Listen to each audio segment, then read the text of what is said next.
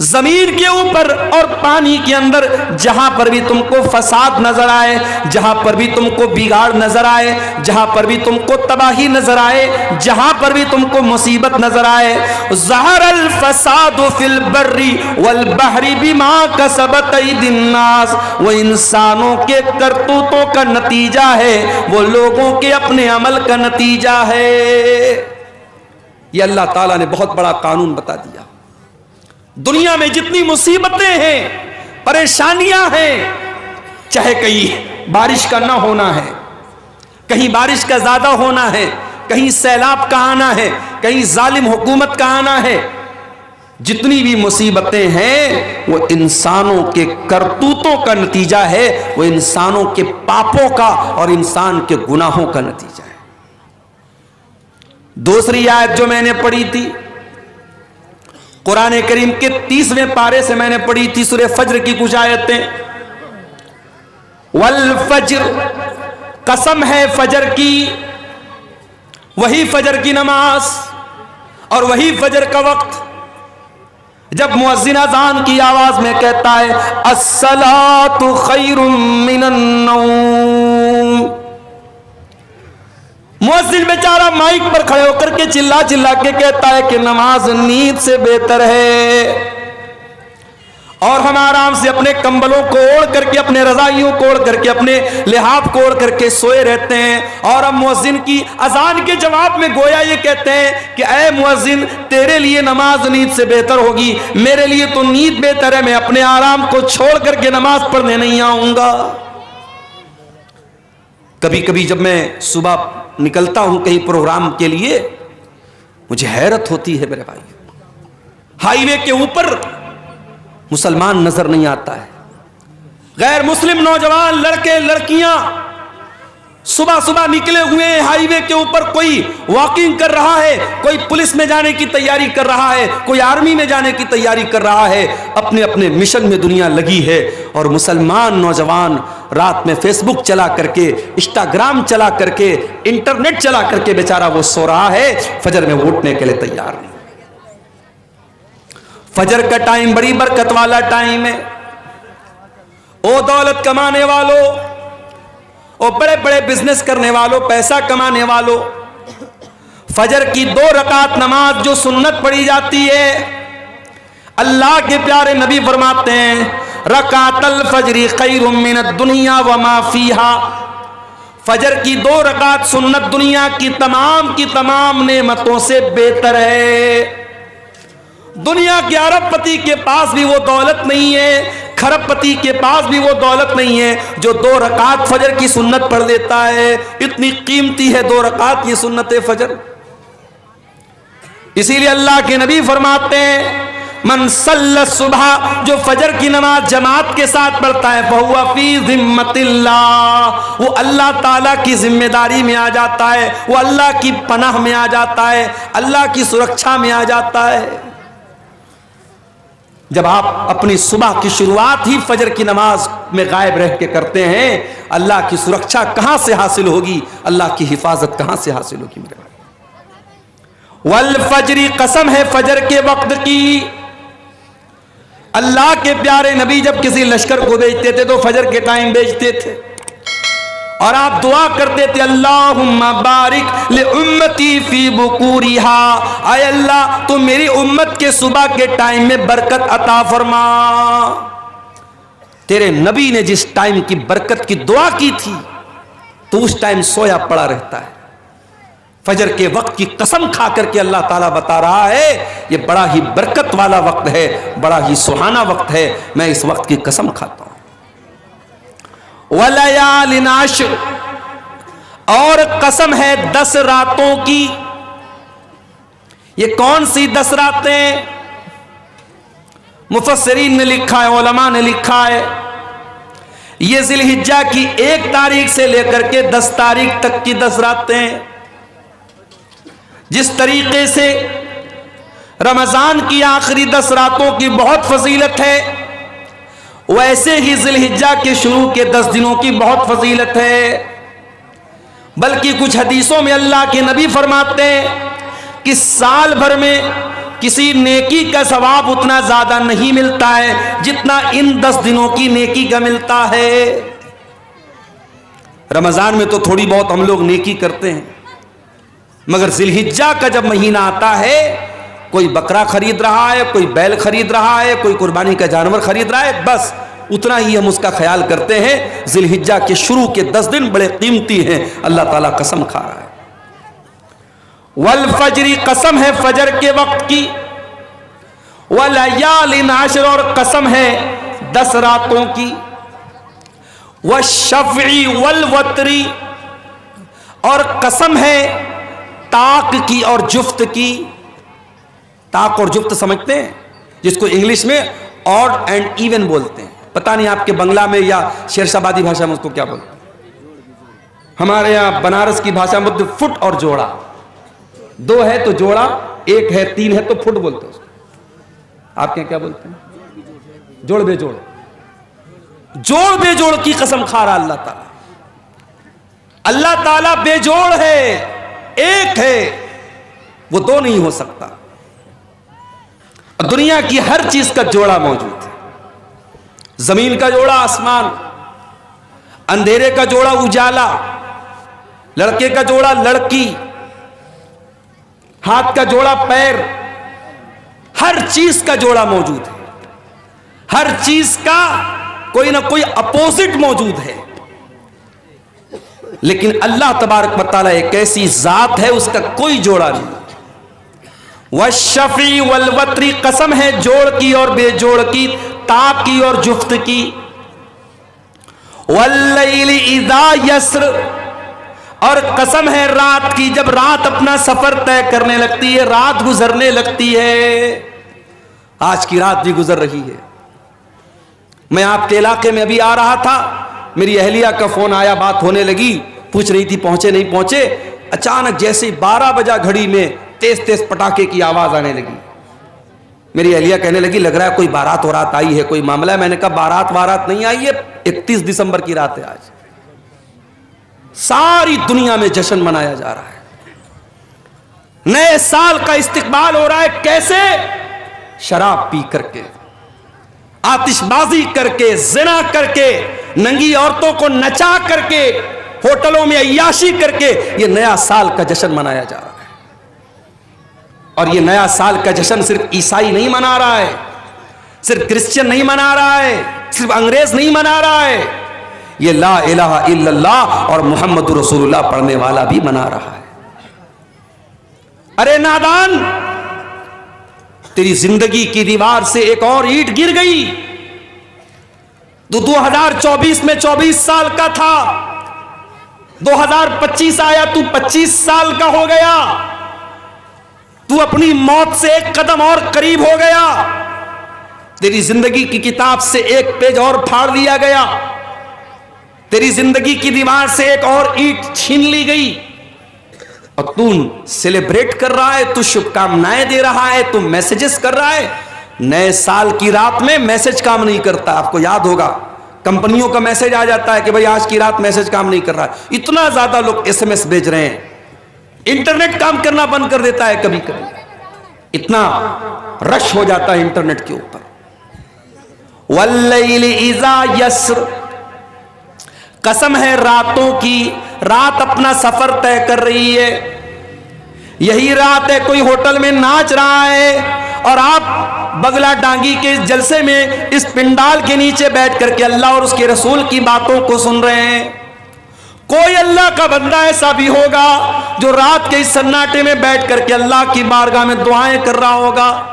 کوئی اللہ کا بندہ ایسا بھی ہوگا جو تہجد کی نماز پڑھ رہا ہوگا۔ کوئی اللہ کا بندہ ایسا بھی ہوگا جو اپنے گناہوں پر شرمندہ ہو کر کے اللہ سے معافی مانگ رہا ہوگا، اللہ سے توبہ کر رہا ہوگا، اپنے گناہوں پر رو رہا ہوگا۔ واللیل اذا یسر، قسم ہے رات کی جب وہ اپنا سفر طے کرتی ہے، رات چلتی رہتی ہے، رات چل رہی ہے اور رات میں لوگ اپنا اپنا کام کر رہے ہیں۔ حل فی ذالک قسم لذی حجر، اے میرے بندو میں فجر کی قسم کھا رہا ہوں، میں 10 راتوں کی قسم کھا رہا ہوں، میں طاق اور جفت کی قسم کھا رہا ہوں، میں مختلف چیزوں کی قسم کھا رہا ہوں. حل فی ذالک قسم لذی حجر, کیا کسی عقل مند کو اس قسم کے اندر کوئی اہمیت نظر آتی ہے؟ کیا یہ قسم عقل مندوں کو دعوت فکر دے رہی ہے؟ کیا عقل مند لوگ غور کر رہے ہیں کہ اللہ قسم کھا رہا ہے؟ الم تر کیف فعل ربک بعاد, کیا تم نے نہیں دیکھا کہ اللہ تعالیٰ نے قوم عاد کے ساتھ کیا کیا؟ یہ قوم عاد کون سی قوم تھی؟ یہ لمبے تڑنگے لوگ ہوتے تھے, اونچی اونچی ہائٹ ہوتی تھی ان کی, پہاڑوں کو پر اپنا گھر بناتے تھے, اور بڑی طاقتور قوم تھی یہ. مارے طاقت کے کہا کرتے تھے من اشد منا قوہ, ہم سے زیادہ طاقتور کون ہے, ہم سے زیادہ شکتی شالی کون ہے, ہم سے زیادہ سپر پاور کون ہے؟ اللہ کہہ رہا ہے تم نے دیکھا نہیں ہم نے قوم عاد کے ساتھ کیا کیا؟ ارم ذات العماد, یہ بڑے بڑے لمبے پلر والے مکان بناتے تھے. التی لم یخلق مثلها فی البلاد, اتنی طاقتور قوم پیدا نہیں کی گئی. التی لم یخلق مثلها فی البلاد, ایسی قوم دنیا میں کبھی پیدا نہیں کی گئی. وثمود الذین جابوا الصخر بالواد, کیا تم نے نہیں دیکھا کہ ہم نے قوم سمود کے ساتھ کیا کیا؟ جو قوم سمود پہاڑوں کو کاٹ کاٹ کر کے مکان بنایا کرتی تھی. وفرعون ذی الاوتاد, اور کیا تم نے نہیں دیکھا کہ فرعون کا کیا انجام ہوا؟ جو نہ ماننے والوں کو, جو فرعون کے آگے سجدہ نہیں کرتے تھے, جو فرعون کی بات نہیں مانتے تھے, ان کے ہاتھوں اور پیروں میں کیلے ٹھکوا کر کے ان کی جان لے لیتا تھا, ان کو مار ڈالتا تھا. یہ بڑی بڑی ظالم قومیں تھی, قوم عاد, قوم سمود اور فرعون. اللہ نے فرمایا الذین طغوا فی البلاد, یہ وہ لوگ تھے جنہوں نے اللہ کی دھرتی پر بہت فساد کیا, بہت گناہ کے کام کیے, بہت پاپ کیے, بہت اللہ کی نافرمانی کی. فَأَكْثَرُوا فِيهَا الْفَسَادِ, انہوں نے بہت زیادہ زمین کے اندر فساد مچایا. فَصَبَّ عَلَيْهِمْ رَبُّكَ سَوْطَ عَذَابٍ, اللہ نے ان کے اوپر اپنے عذاب کا کوڑا برسا دیا. آج اللہ کے عذاب کا کوڑا ہم پر برس رہا ہے میرے بھائی, ہم رو رہے ہیں. ہماری مسجدیں اے اللہ نشانے پر ہے ظالموں, ہماری مسجدوں پر تالے لگنے کی نوبت آ رہی ہے, ہمیں ڈرایا جا رہا ہے. کل اللہ پوچھے گا قیامت کے دن, ارے تو مسجدوں کی کیا بات کرتا ہے میرے بندے؟ تیرے گاؤں کی مسجد میں مؤذن 5 ٹائم اذان دیتا رہا, تو 5 ٹائم اپنے اللہ کے گھر میں, اپنے محلے کی, اپنے گاؤں کی مسجد میں تو نماز پڑھنے نہیں جاتا تھا. تجھے کیا مسجد کا درد تھا؟ اللہ پوچھے گا تو ہم کیا جواب دیں گے؟ دلی کی جامع مسجد میں ابھی ایک فیس بک پر ایک ریل آئی, ایک غیر مسلم لڑکا ایک مسلمان, حالانکہ لڑکا لڑکی دونوں غیر مسلم تھے, مگر انہوں نے ایکٹنگ کی, ایک ریل بنائی جس میں یہ دکھایا گیا کہ ایک غیر مسلم لڑکے کو مسلمان لڑکی سے پیار ہو گیا. آج کل یہ بھی چل رہا ہے نا, مسلمان لڑکیوں کو پھنسانے کے لیے اس طریقے کی مووی بنائی جا رہی ہے اور ریلز بنائی جا رہی ہے تاکہ مسلمان لڑکیاں اٹریکٹ ہو جائیں ان سب چیزوں کی طرف. جامع مسجد دلی کے اندر وہ ویڈیو وائرل ہوا ہے انٹرنیٹ کے اوپر کہ باقاعدہ ایک بیہودہ قسم کا ویڈیو بنایا جا رہا ہے, اور وہ بھی مسجد کے اندر.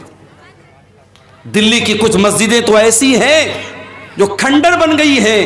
کسی زمانے میں مسجد تھی, اب کھنڈر بن گئی ہے, اور وہ لور پوائنٹ بن گیا ہے. لڑکا لڑکی وہاں جا کر کے ملتے جلتے ہیں اور پیار محبت کی اور عشق و عاشقی کی باتیں کرتے ہیں.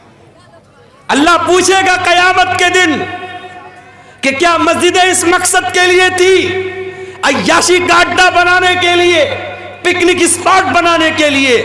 تو نے اپنے محلے اور گاؤں کی مسجدوں کی فکر نہیں کی, اور تیرے ملک میں کتنی مسجدیں ایسی تھی جن کو تو نماز سے آباد کر سکتا تھا, تو نے نہیں کیا. تو کیا رونا روتا ہے مسجدوں کا؟ فَصَبَّ عَلَيْهِمْ رَبُّكَ سَوْطَ عَذَابٍ, اللہ کہہ رہا ہے کہ تمہارے رب کے عذاب کا کوڑا ان قوموں کے اوپر برسا ہے جنہوں نے اللہ کی نافرمانی کی. اگر قوم عاد نے اللہ کی نافرمانی کی، قوم سمود نے اللہ کی نافرمانی کی، فرعون نے اللہ کی نافرمانی کی اور ان کے اوپر اللہ کا عذاب آیا، تو ہم کوئی دودھ کے دھولے نہیں ہیں، ہم پر بھی اللہ کا عذاب آئے گا اگر ہم نے گناہ کو دعوت دی۔ میرے پیارے ساتھی، ماشاء اللہ حاجی صاحب چہرے پر بھرپور داڑھی بھی رکھے ہوئے ہیں، ماتھے پر سجدے کا نشان بھی ہے، پانچوں ٹائم کے نمازی بھی ہیں۔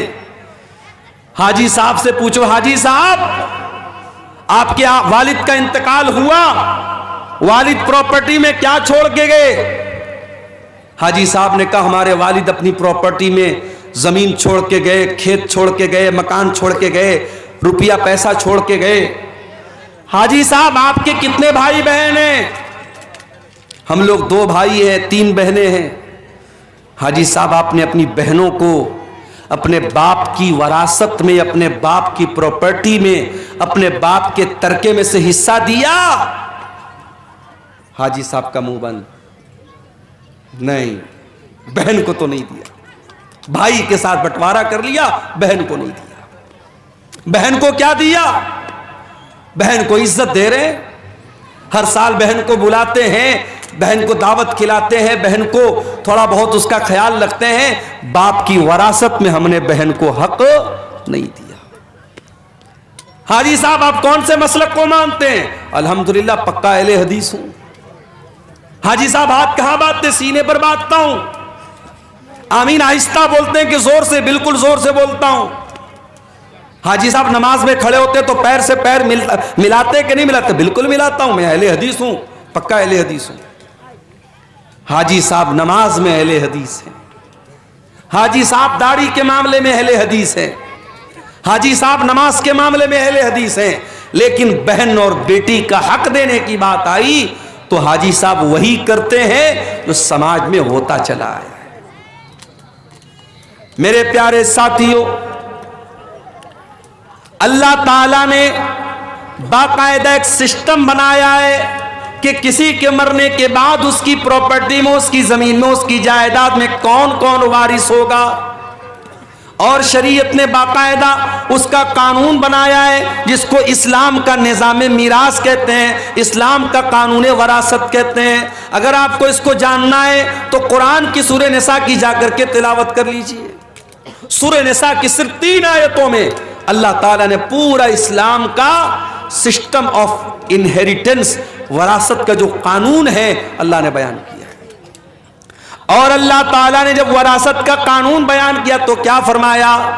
تلک حدود اللہ ومن یطع اللہ ورسولہ یدخلہ جنات تجری من تحتها الانہار خالدین فیہا وذالک الفوز العظیم۔ اے میرے بندو، یہ وراثت کا قانون جو میں نے بیان کر دیا، یہ میرا بنایا ہوا قانون ہے، یہ میرا بنایا ہوا سسٹم ہے، اور جو اس کو مانے گا وہ جنت میں جائے گا۔ وَمَن يَعْصِ اللَّهَ وَرَسُولَهُ وَيَتَعَدَّ حُدُودَهُ يُدْخِلْهُ نَارًا خَالِدًا فِيهَا وَلَهُ عَذَابٌ مُهِينٌ۔ اور جو اللہ کے قانون کو نہیں مانے گا، جو منمانی کرے گا، جو اللہ کی نافرمانی کرے گا، رسول کی نافرمانی کرے گا، اس کو جہنم کا دردناک عذاب ملے گا۔ حاجی صاحب آپ کا حج برباد ہو جائے گا، آپ کا عمرہ برباد ہو جائے گا، آپ کی نمازیں آپ کے منہ پر مار دی جائیں گی، آپ کی عبادتیں برباد ہو جائیں گی۔ اللہ پوچھے گا تیرے باپ کی پراپرٹی میں تیری بہن کا حق تھا کہ نہیں تھا؟ میں نے قرآن میں بتایا تھا کہ نہیں بتایا تھا؟ میرے نبی نے حدیثوں میں بتایا تھا کہ نہیں بتایا تھا؟ حاجی صاحب آپ اللہ کو کیا جواب دیں گے؟ بتاؤ میرے پیارے ساتھیوں، کیا یہ سماج کی کڑوی حقیقت نہیں ہے کہ آج ہم وراثت کے معاملے میں اسلام کو فالو نہیں کرتے؟ وراثت کے معاملے میں ہم سماج کو فالو کرتے ہیں۔ بہن کی شادی ہے، ہم جہیز دیتے ہیں جبکہ جہیز کا ثبوت نہیں ہے۔ بیٹی کی شادی ہم جہیز دیتے ہیں جبکہ جہیز کا ثبوت نہیں ہے، اور جب وراثت کی بات آتی ہے تو ہم کہتے ہیں ارے ہم نے تو لڑکی کی شادی میں اتنا جہیز دیا تھا۔ جہیز جو کہ غلط چیز ہے، اس کو بنیاد بنا کر کے اسلام کا جو وراثت کا قانون ہے اس کی ہم مخالفت کرتے ہیں۔ میرے پیارے ساتھیوں، یہ دور جاہلیت کا طریقہ تھا، جب وہاں باپ مرتا تھا تو جو چھوٹا بچہ ہوتا تھا، جو یتیم بچہ ہوتا تھا، جو چھوٹے بھائی ہوتے تھے، ان کو زمین جائیداد میں کوئی حق نہیں ملتا تھا۔ جو بڑے لوگ ہوتے تھے، جو پاورفل ہوتے تھے، وہ زمین جائیداد پر قبضہ کر لیتے تھے۔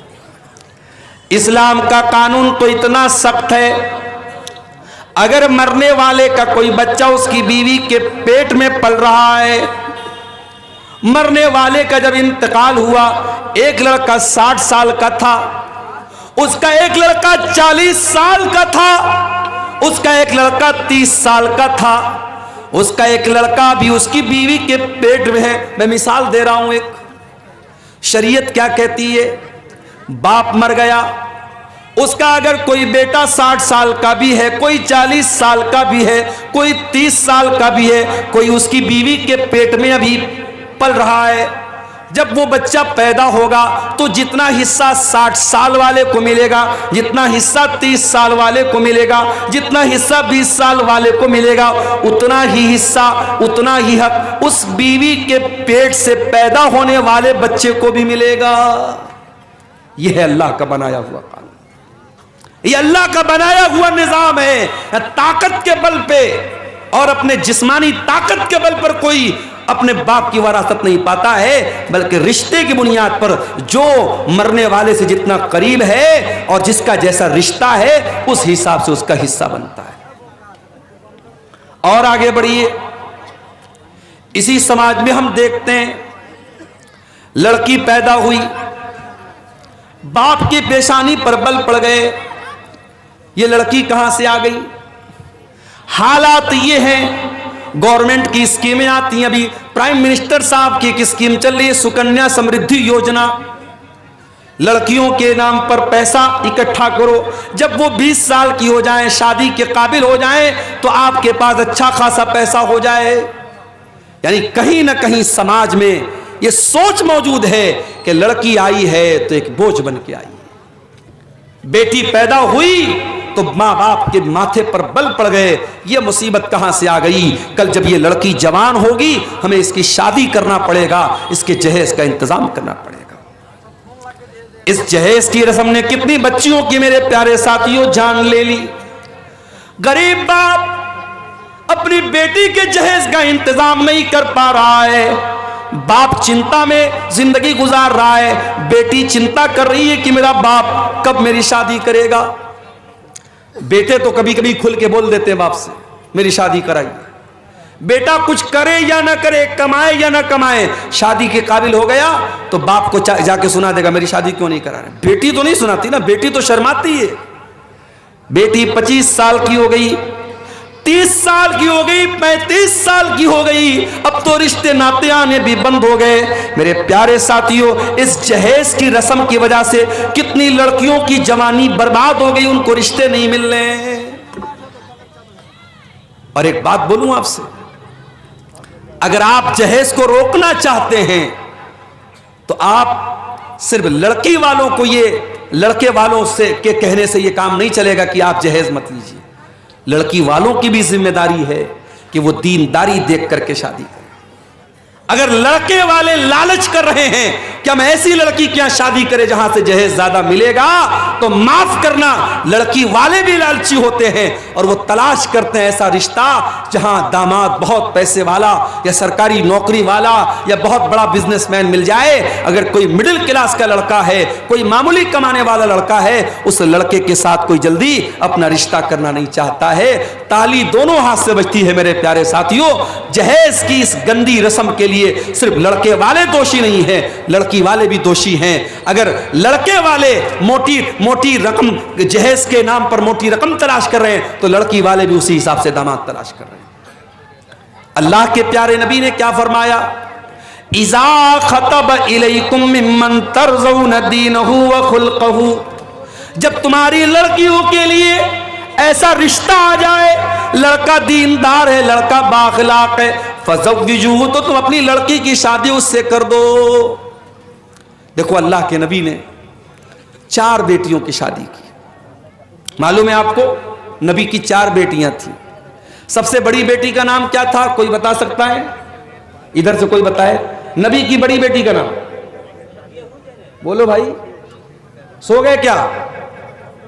معلوم ہے نبی کی بڑی بیٹی کا نام زینب. نبی کی بڑی بیٹی کا نام زینب. اور داماد کا نام؟ زینب کے شوہر کا نام بولو. نہیں معلوم؟ کیا تقریر سنتے ہیں آپ لوگ؟ تقریر سن سن کے بوڑھے ہو گئے اور آج تک نبی کی بیٹیوں کا نام نہیں معلوم، نبی کے دامادوں کا نام نہیں معلوم. نبی کی بڑی بیٹی کا نام زینب، اور زینب کے شوہر کا نام تھا ابو العاص بن ربی رضی اللہ تعالی. نبی کی دوسری بیٹی نام تھا رقیہ، ان کے شوہر کا نام عثمان غنی. رقیہ کا انتقال ہو گیا، نبی نے اپنی تیسری بیٹی کی شادی حضرت عثمان سے کر دی. تیسری بیٹی کا نام تو ام کلثوم، ان کی شادی ہوئی حضرت عثمان سے. دنیا میں حضرت عثمان اکلوتے ایسے انسان ہیں جن کی شادی میں، جن کے نکاح میں نبی کی 2 بیٹیاں آئی ہیں. اور رقیہ ان کی بھی شادی ہوئی، اور رقیہ کا جب انتقال ہوا تو ام کلثوم کی شادی حضرت عثمان غنی سے ہوئی. اور نبی کی سب سے چھوٹی بیٹی، سب سے چوتھے نمبر کی بیٹی کا نام تھا فاطمہ. ان کی شادی کس سے ہوئی؟ حضرت علی سے ہوئی. میرے پیارے ساتھیوں، نبی نے اپنے بیٹیوں کے رشتے کرنے میں دینداری دیکھی ہے. نبی نے روپیہ پیسہ نہیں دیکھا ہے، نبی نے زمین و جائیداد نہیں دیکھی ہے. آپ نے سب سے لاڈلی بیٹی، سب سے چھوٹی بیٹی حضرت فاطمہ کا جب نکاح طے کیا حضرت علی کے ساتھ، حضرت علی کے پاس کچھ بھی نہیں تھا. آپ نے علی سے پوچھا کہ علی تمہارے پاس کیا ہے؟ کہا اللہ کے نبی میرے پاس ایک گھوڑا ہے، ایک زرہ ہے. آپ نے کہا کہ گھوڑا اپنے پاس رکھو، زرہ بیچ دو. زرہ بولتے تھے لوہے کی ایک ڈریس ہوتی تھی جو جنگ کے میدان میں لوگ پہنتے تھے. اللہ کے نبی کے حکم سے حضرت علی نے وہ اپنی زرہ بیچ دی، جس کو عثمان غنی نے 380 درہم میں خریدا. اور اسی پیسے سے اللہ کے نبی نے حضرت علی سے کہا کہ مہر کا انتظام کرو، کیونکہ حضرت علی اللہ کے نبی کے داماد بھی تھے، اور حضرت علی کس کے بیٹے تھے؟ ابو طالب کے بیٹے تھے. اور ابو طالب کون تھے؟ نبی کے چچا تھے. تو نبی نے اپنے چچا کے انتقال کے بعد حضرت علی کو اپنی پرورش میں لے لیا تھا. تو حضرت علی کے گارجین بھی اللہ کے نبی تھے، تو اس لیے آپ حضرت علی کے باپ کی حیثیت سے بھی یہ شادی کرا رہے تھے. آپ نے حضرت علی سے کہا تو مہر کا انتظام کرو. اور اس کے بعد چونکہ نئی گرستی تھی، نیا گھر بنانا تھا، حضرت علی کے پاس کچھ نہیں تھا، تو اللہ کے نبی نے حضرت علی ہی کے پیسے سے ایک تکیہ خریدا، ایک چادر خریدا، اور ایک پانی کا برتن، مشکیزہ، ایسی ضرورت کی 4-5 چیزیں خریدی ہیں. کچھ لوگ اس کو جہیز کا نام دیتے ہیں، معاف کیجئے یہ جہیز نہیں تھا، یہ حضرت علی ہی کے پیسے سے اللہ کے نبی نے اس کو لیا تھا اور اپنی بیٹی کو دیا تھا. نبی نے رشتے میں کیا دیکھا؟ دینداری دیکھی ہے میرے پیارے ساتھی. واللہ آج میرے پاس ایسے نوجوانوں کے بھی فون آتے ہیں جو بڑے درد کے ساتھ اور بڑی تکلیف کے ساتھ کہتے ہیں کہ مولانا آج ہماری شادیاں نہیں ہو رہی، اچھے رشتے نہیں مل رہے ہیں، کیونکہ ہمارے رشتے اس لیے ریجیکٹ ہو رہے ہیں کیونکہ لڑکی والوں کو لکھپتی اور کروڑ پتی رشتے چاہیے، اعلیٰ شاندار مکان چاہیے، سرکاری نوکری چاہیے. ہم دیندار ہیں، ہم نمازی ہیں، ہم بااخلاق ہیں، ہم تقوی کے راستے پہ چل رہے ہیں، مگر ہمیں کوئی باپ اپنی بیٹی دینے کو تیار نہیں ہے. میرے پیارے ساتھیوں، جہیز کی اس گندی رسم کو اگر ختم کرنا ہے تو ہمیں اور آپ کو رشتے ناتے میں دینداری کو لانا پڑے گا. اللہ کے نبی کے ایک صحابی تھے، ان کا نام تھا جلیبیب رضی اللہ تعالیٰ عنہ. جلیبیب بڑے ہنسی مذاق کرنے والے صحابی تھے. وہ اللہ کے نبی کے پاس آتے تھے، ہنسی مذاق کرتے تھے، اللہ کے نبی کو ہنسایا کرتے تھے. جلیبیب رضی اللہ تعالیٰ عنہ کے چہرے پر چیچک کے کچھ داغ بھی تھے، ان کے چہرے پر کئی داغ تھے، وہ زیادہ خوبصورت بھی نہیں تھے، کالے کلوٹے تھے. ایک مرتبہ اللہ کے پیارے نبی نے حضرت جلیبیب سے پوچھا کہ اے جلیبیب کیا تمہاری شادی ہو گئی ہے؟ جلیبیب نے کہا نہیں اے اللہ کے نبی میری شادی تو نہیں ہوئی ہے. آپ نے کہا کیوں شادی کیوں نہیں کر رہے ہو؟ کہا اے اللہ کے نبی میں غریب آدمی ہوں, میرے چہرے پر چیچک کے داغ بھی نکلے ہوئے ہیں, میں کالا کلوٹا بھی ہوں, مجھے اچھا رشتہ نہیں ملے گا, اس لیے میں شادی نہیں کر پا رہا ہوں. آپ نے کہا کوئی بات نہیں, ہم تمہیں ایک اچھا رشتہ دلائیں گے, ہم تمہاری شادی کرائیں گے. کچھ دنوں کے بعد اللہ کے نبی کے پاس ایک انصاری صحابی آتے ہیں. اے اللہ کے نبی, میری بہت خوبصورت ایک بیٹی ہے, میں اپنی بیٹی کے لیے ایک اچھا رشتہ تلاش کر رہا ہوں. میری بیٹی بہت نیک ہے, دیندار ہے, 5 ٹائم کی نمازی ہے, متقی اور پرہیزگار ہے میری بیٹی. اے اللہ کے نبی, میں اپنی بیٹی کا نکاح کرنا چاہتا ہوں, اگر کوئی اچھا رشتہ ہو تو بتا دیں. آپ نے کہا کہ آپ کی بیٹی کے لیے ایک رشتہ میرے پاس ہے. صحابی بہت خوش ہو گئے, کہا اے اللہ کے نبی جلدی بتائیے کس کا رشتہ ہے. آپ نے کہا ہم تمہاری بیٹی کی شادی جلیبیب سے کرنا چاہتے ہیں. صحابی جانتے تھے جلیبیب کو, صحابی کے ماتھے پر بل پڑ گیا, لیکن چونکہ اللہ کے نبی کی بات تھی اس لیے کچھ کہہ بھی نہیں سکتے تھے. کہا اے اللہ کے نبی, میں ایک مرتبہ اپنے گھر میں مشورہ کر لیتا ہوں, اس کے بعد آپ کو کوئی جواب دیتا ہوں. انصاری صحابی اپنے گھر آئے. بڑے غور سے سننا میرے پیارے ساتھیوں, نبی کے دور میں, صحابہ کے دور میں شادیاں کیسے ہوتی تھی اور رشتے کیسے ہوتے تھے, ذرا غور کرنا. انصاری صحابی اپنے گھر آئے اور اپنی بیوی سے کہنے لگے کہ اے میری محترمہ, اے میری بیوی, اللہ کے پیارے نبی نے ہمیں ایک رشتہ دیا ہے, ہماری بچی کے لیے, ہماری بیٹی کے لیے ایک رشتہ پیش کیا ہے. اس کی بیوی بھی بہت خوش ہو گئی. کہا کس کا رشتہ پیش کیا اللہ کے نبی نے؟ کہا ہے میری بیوی, اللہ کے پیارے نبی نے ہماری بیٹی کے لیے جلیبیب کا رشتہ پیش کیا ہے. وہ عورت بھی جانتی تھی جلیبیب بڑے کالے کلوٹے صحابی ہیں, ان کے چہرے پر داغ ہیں اور وہ غریب بھی ہیں. کہا کہ نہیں, ہم نے بڑے اچھے اچھے رشتوں کو ٹھکرا دیا ہے, ہم اپنی بیٹی کی شادی جلیبیب سے نہیں کرائیں گے. فیصلہ کر لیا ماں نے اور باپ نے کہ نہیں, ہم یہ رشتہ قبول نہیں کریں گے. ہم لوگ اللہ کے نبی کو جواب دے دیں گے کہ اللہ کے نبی ہمیں یہ رشتہ منظور نہیں ہے. باپ جب جانے لگا گھر سے, اندر سے لڑکی آئی, اے میری امی جان, اے میرے ابو جان, 1 منٹ میری بات سن لیجئے. آپ لوگ یہ رشتہ پسند نہیں کر رہے ہیں, لیکن آپ یہ بھول رہے ہیں یہ رشتہ نبی نے پیش کیا ہے, یہ رشتہ ہمارے پاس لانے والے اللہ کے نبی ہیں. ہو سکتا ہے یہ نبی کا رشتہ ہے, نبی نے پیش کیا ہے, ہو سکتا ہے کہ اسی رشتے میں اللہ تعالیٰ نے میرے لیے برکت رکھی ہو. اے میرے ابو جان, آپ میری شادی اسی سے کرا دیجئے جس کے ساتھ اللہ کے نبی نے رشتہ پیش کیا ہے, میں تیار ہوں. اللہ اکبر. اس دور کی عورتیں بھی کیسی ہوتی تھی. آج تو کتنے نوجوانوں کا رشتہ جب فوٹو جاتا ہے لڑکی کے پاس اور لڑکی دیکھتی ہے داڑھی والا ہے, نہیں یہ نہیں چلے گا, میں اس ملا سے شادی نہیں کروں گی, میں اس داڑھی بابا سے شادی نہیں کروں گی. کتنی لڑکیاں ہیں جو ضد کر کے اپنے شوہر کی داڑھی کو چھوٹا کروا دیتی ہیں. کتنی عورتیں ہیں جن کے نخروں کی وجہ سے شوہر حرام کام کر لیتا ہے. میرے پیاری ماں اور بہنوں, نبی کے دور کی عورتیں کیسی تھیں. صحابی کی بیٹی کہہ رہی ہے کہ اے ابا جان, اگر نبی نے یہ رشتہ پیش کیا ہے میں شادی کرنے کو تیار ہوں. صحابی اللہ کے نبی کے پاس آتے ہیں اور پوری بات بتا دیتے ہیں. اے اللہ کے نبی, مجھے اور میری بیوی کو تو یہ رشتہ پسند نہیں آیا تھا اور ہم تو نہ کرنے والے تھے, مگر میری بیٹی نے کہا کہ اگر یہ رشتہ اللہ کے نبی نے پیش کیا ہے تو مجھے یہ رشتہ منظور ہے اور میری بیٹی شادی کرنے کو تیار ہے. اے اللہ کے نبی, میں تیار ہوں آپ شادی کے لیے, آپ شادی کی تیاری کیجئے. جب نبی نے سنا کہ لڑکی اتنی دیندار ہے اور اتنی اللہ اور اس کے رسول کی بات ماننے والی ہے, آپ نے دعا کی, اللہم بارک لہا فی عیشہا ولا تجعل عیشہا کدن کدا. اے اللہ, اس لڑکی کی زندگی میں تو برکتیں عطا فرما دے, اس لڑکی کی زندگی میں کبھی پریشانی نہ آئے. کچھ دنوں کے بعد شادی ہوئی اور وہ لڑکی اپنے شوہر کے ساتھ, حضرت جلیبیب کے ساتھ ہنسی خوشی زندگی گزارنے لگی. کچھ دنوں کے بعد اللہ کے نبی صحابہ کے ساتھ ایک جنگ میں جاتے ہیں. اس جنگ میں جلیبیب بھی جاتے ہیں اور جنگ کے بعد جب شہیدوں کی لاشوں کو رکھا جاتا ہے, حضرت جلیبیب رضی اللہ تعالیٰ عنہ میدان جنگ میں ان کی لاش نہیں ملتی ہے. اللہ کے نبی اپنے صحابہ سے کہتے ہیں ذرا تلاش کرو کہیں نہ کہیں جلیبیب کی لاش بھی ملے گی.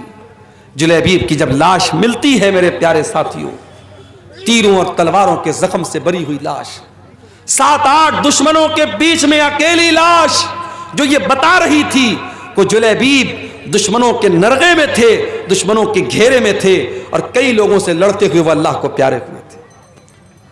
اللہ کے نبی نے دیکھا جلیبیب کو، آپ نے کہا یہ میرا نوجوان صحابی ہے، اس نے اللہ کی راہ میں لڑتے لڑتے جان دے دی ہے. آپ نے جلیبیب کی لاش کو اٹھایا اور اپنے کندھے پر آپ نے اٹھا کر کے اس کی لاش کو قبر میں آپ نے اتارا. دنیا کے جنازے کے لیے چارپائی آتی ہے، دنیا کے جنازے کو لوگ اپنے کندھوں پہ لے کے جاتے ہیں، اور جلیبیب کی لاش کو اللہ کے نبی اپنے کندھے پہ لے کے جا رہے ہیں، اور آپ نے اپنے ہاتھوں سے قبر میں اتارا اور آپ نے دعا کی اے اللہ میں اس بندے سے راضی تھا اور تو بھی اس سے راضی ہو جا. صحابہ کہتے ہیں کہ جلیبیب کی قبر کو دیکھ کر کے اور ان کی لاش کے ساتھ نبی کا معاملہ دیکھ کر کے ہمارے دل میں یہ تمنا پیدا ہوئی کہ کاش یہ ہماری قبر ہوتی اور نبی نے ہمارے لیے دعا کی ہوتی. اور اس کے بعد جب جلیبیب کا انتقال ہو گیا تو ہمیں تاریخ اور سیرت کی کتابیں یہ بتاتی ہیں کہ جلیبیب کی وہ جو بیوہ عورت تھی، جو ان کی بیوہ خاتون تھی، وہ اللہ کی راہ میں صدقہ اور خیرات بہت زیادہ کرتی تھی، جبکہ عام طور سے بیوہ عورتوں کے پاس مال کی قلت ہوتی ہے، مال کی کمی ہوتی ہے، مگر اللہ تعالیٰ غیب سے روزی دیتا تھا اس عورت کو جس عورت نے اپنے شوق اور ارمان کو قربان کیا تھا نبی کی اور اللہ کی اطاعت کرتے ہوئے، جس نے کہا تھا کہ میں جلیبیب کے ساتھ نکاح کرنے کو تیار ہوں، اور جس کے لیے نبی نے دعا کی تھی کہ اللہ تو اس کی زندگی میں برکت عطا فرمانا. اس عورت کی زندگی میں واقعی برکت پیدا ہوئی، اور مدینہ میں اگر کوئی بیوہ عورت سب سے زیادہ اللہ کی راہ میں صدقہ اور خیرات کرتی تھی تو صحابہ کہتے ہیں جلیبیب کی بیوہ عورت تھی. میرے عزیزوں، میرے بھائیوں، میرے بزرگوں، یہ صحابہ کرام کی سوسائٹی تھی. ہم اور آپ ذرا اپنی سوسائٹی کا جائزہ لیں. ہمارے یہاں رشتے ناتے میں صرف ہم سامنے والے کی خوبصورتی دیکھتے ہیں، صرف روپیہ پیسہ دیکھتے ہیں، صرف ذات اور برادری دیکھتے ہیں، ہم دینداری نہیں دیکھتے ہیں. یہ جہیز کی رسم یہ نہیں ختم ہو سکتی، یہ لالچ نہیں ختم ہو سکتا جب تک ہم رشتے ناتوں کی بنیاد دینداری پر نہیں کریں گے. اسی لیے اللہ کے نبی فرماتے ہیں تنکح المرأۃ لأربع، جب عورت کا نکاح ہوتا ہے 4 چیزیں عورت کے اندر دیکھی جاتی ہیں، لمالها ولحسبها ولجمالها ولدینها. کچھ لوگ عورت کا مال دیکھتے ہیں، کچھ لوگ عورت کا خاندان دیکھتے ہیں، کچھ لوگ عورت کی خوبصورتی دیکھتے ہیں، اور کچھ لوگ عورت کی دینداری دیکھتے ہیں. فاظفر بذات الدین، اللہ کے پیارے نبی فرماتے ہیں کہ او لوگو تم دیندار عورت کو اپنے گھر میں لے کر کے آ جاؤ، کامیاب ہو جاؤ گے. دیندار عورت کو اپنے گھر میں لے کے آؤ، کامیاب ہو جاؤ گے. میرے پیارے ساتھیوں، آج گھروں میں ساس اور بہو کے جھگڑے ہیں، دیورانی جٹھانی کے جھگڑے ہیں، نند اور بھابھی کے جھگڑے ہیں، ہر گھر میں فساد ہے، ہر گھر میں بگاڑ ہے. کیوں؟ کیونکہ ہم نے خوبصورتی تو دیکھی ہے، ہم نے لمبا چوڑا جہیز تو ہم نے دیکھ کر کے شادی کر لی، ہم نے دینداری نہیں دیکھی ہے. دینداری کو ترجیح دیجئے، دیندار باپ کی دیندار بیٹی کو اپنے گھر میں لائیے، انشاءاللہ برکت ہوگی. میرے عزیزوں، آج سماج کی اصلاح کی اگر آپ بات کریں، شادی بیاہ میں آج ہمارے یہاں بہت سارے معاملات گڑبڑ چل رہے ہیں. اسی سیمانچل کے علاقے میں مجھے لوگوں نے بتایا باقاعدہ آج بھی کچھ گاؤں ایسے ہیں جہاں شادیوں میں ڈی جے تک بجتا ہے، گانا تک بجتا ہے. اور اسی ہندوستان کی سرزمین پر مختلف علاقوں کا دورہ کرتے ہوئے میں نے محسوس کیا ہے کہ ہم مسلمانوں میں شادی بیاہ کو لے کر کے بہت بری بری رسمیں. ابھی ممبئی میں پرسوں میں گیا تھا جہاں علماء کو ٹھہرنے کا انتظام کیا گیا تھا. ایک میرج ہال تھا، ایک شادی ہال تھا، اوپر علماء کے رہنے کا انتظام کیا گیا تھا، نیچے کوئی شادی ہوئی تھی، مسلمان کی شادی تھی، اور سامنے جہیز، سامنے جو منڈپ لگا ہوا تھا، منڈپ میں دلہن جو ہے سج کر کے سنور کر کے اور لہنگا وغیرہ پہن کر کے اور میک اپ وغیرہ کر کے بیٹھی ہوئی تھی، اور رشتہ دار سب آ رہے ہیں، مرد بھی آ رہے ہیں، عورتیں بھی آ رہی ہیں، اور سب اس کو دیکھ رہے ہیں. یہ بہت سارے علاقوں میں یہ چلتا ہے کہ دلہن کو باقاعدہ مرد حضرات بھی آ کر کے دیکھتے ہیں اور منہ دکھائی تک دیتے ہیں. میرے پیارے ساتھیوں، یہ رسمیں اسلام کے اندر نہیں ہیں. اسلام بڑا پاکیزہ مذہب ہے، اسلام بڑا صاف ستھرا مذہب ہے. ہم نے رسم و رواج کے ذریعے شادی بیاہ کے اس بندھن کو بہت ہی ناپاک بنا ڈالا ہے میرے ساتھیوں. اور فضول خرچی اللہ کی پناہ ہے. فضول خرچی تو اس قدر ہو رہی ہے شادی کے موقع پر جس کی کوئی حد نہیں ہے. کوئی بارات پر پیسے لٹا رہا ہے, کوئی اپنی بیٹی کو سونے سے تول رہا ہے, کوئی باراتیوں پر نوٹوں کی گڈیاں برسا رہا ہے, کوئی آتش بازی پر پانی کی طرح پیسے خرچ کر رہا ہے. وہ امت جس کے بچے آج بھوکے پیاسے تڑپ رہے ہیں, جس کے غریب بچے آج پیسے کی کمی کی وجہ سے اپنی پڑھائی پوری نہیں کر پا رہے ہیں, جس امت کی کتنی غریب لڑکیاں شادی کا انتظام نہ ہونے کی وجہ سے شادی نہیں کر پا رہی ہیں, اس امت میں پیسے والے لوگ اپنی لڑکے اور لڑکیوں کی شادی پر بے تحاشا پیسے خرچ کرتے ہیں. میرے پیارے ساتھیوں, یہ مال اللہ کی امانت ہے. اللہ پوچھے گا یہ مال ہم نے تم کو دیا تھا, میں نے تم کو اس لیے دیا تھا تاکہ تم صحیح راستے پر خرچ کرو, تم نے مال کو فضول خرچی میں اور ناجائز جگہوں پر کیوں خرچ کیا؟ میرے پیارے ساتھیوں, ہمیں اس کا جواب دینا پڑے گا. اور آگے بڑھیے, سماج کی اگر اصلاح کرنا ہے, سماج کو اگر سدھارنا ہے, اپنے عقیدے کی اصلاح کرنا بھی بہت ضروری ہے. میرے پیارے ساتھیوں, جس سماج کے اندر عقیدہ درست نہیں ہوگا, توحید درست نہیں ہوگی, جس سماج کے اندر قبروں پر سجدہ کیا جائے گا, جس سماج میں تعویذ اور گنڈا پہنا جائے گا, جس سماج میں بلی کے آگے سے گزرنے پر بائک کو اور گاڑی کو بریک لگا دیا جائے گا, جس سماج میں توحید کا کوئی نام و نشان نہ ہوگا, میرے پیارے ساتھی, وہ سماج کبھی نہیں سدھر سکتا ہے. ہم اور آپ مسلمان ہیں, اور مسلمان کا مطلب یہ ہوتا ہے وہ لا الہ الا اللہ اور محمد رسول اللہ کا کلمہ پڑھنے والا ہوتا ہے. ہمارے دین کی بنیاد توحید پر ہے. جب تک ہماری توحید صحیح نہیں ہوگی, ہمارا کوئی بھی عمل اللہ تعالیٰ کیا قبول نہیں ہوگا.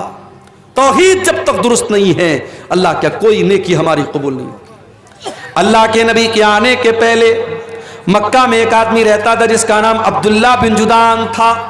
بہت نیک انسان تھا, غریبوں کو کھانا کھلایا کرتا تھا, حاجیوں کی خدمت کیا کرتا تھا, حاجیوں کو پانی پلایا کرتا تھا. عبداللہ بن جدعان مر گیا. حضرت عائشہ نے اللہ کے نبی سے پوچھا, اے اللہ کے نبی, عبداللہ بن جدعان تو بڑا نیک انسان تھا, اتنی غریبوں کی مدد کیا کرتا تھا, دان پنیہ کا کام کیا کرتا تھا, خیرات کیا کرتا تھا. اے اللہ کے نبی, کیا عبداللہ بن جدعان کو اس کی نیکی قیامت کے دن کام دے گی؟ کیا وہ اللہ تعالیٰ کے جنت میں داخل ہو جائے گا؟ کیا وہ جہنم کے عذاب سے بچ جائے گا؟ اللہ کے نبی نے فرمایا کہ نہیں اے عائشہ, عبداللہ بن جدعان کی نیکی اس کے کوئی کام نہیں آئے گی. اے عائشہ, عبداللہ بن جدعان نے کبھی یہ نہیں کہا تھا رب اغفر لی خطیئتی یوم الدین, اے میرے پروردگار تو مجھے قیامت کے دن اپنے عذاب سے بچا لینا. نہ وہ قیامت کے دن کو مانتا تھا, نہ اللہ تعالیٰ کی توحید کو مانتا تھا. میرے پیارے ساتھیوں, جب تک توحید ہمارے اندر نہیں ہوگی, جب تک ایمان ہمارا ٹھیک نہیں ہوگا, تب تک اللہ تعالیٰ کی ہماری کوئی بھی نیکی قبول نہیں ہوگی. ابھی موبائل پر فیس بک ایسے ہی کھولا میں نے, ایک مولوی چلا کے تقریر کر رہا تھا کہ خانے کعبہ غوث اعظم کے گھر کا طواف لگاتا ہے. غوث اعظم کس کو بولتے ہیں؟ حضرت شیخ عبد القادر جیلانی رحمۃ اللہ علیہ کو غوث اعظم بولتے ہیں. غوث مانے مددگار, اعظم مانے سب سے بڑا. غوث اعظم مانے سب سے بڑا مددگار. یعنی آج مسلمان اللہ کو نہیں, کسی ولی کو اور کسی نیک بندے کو کہہ رہا ہے کہ وہ غوث اعظم ہے.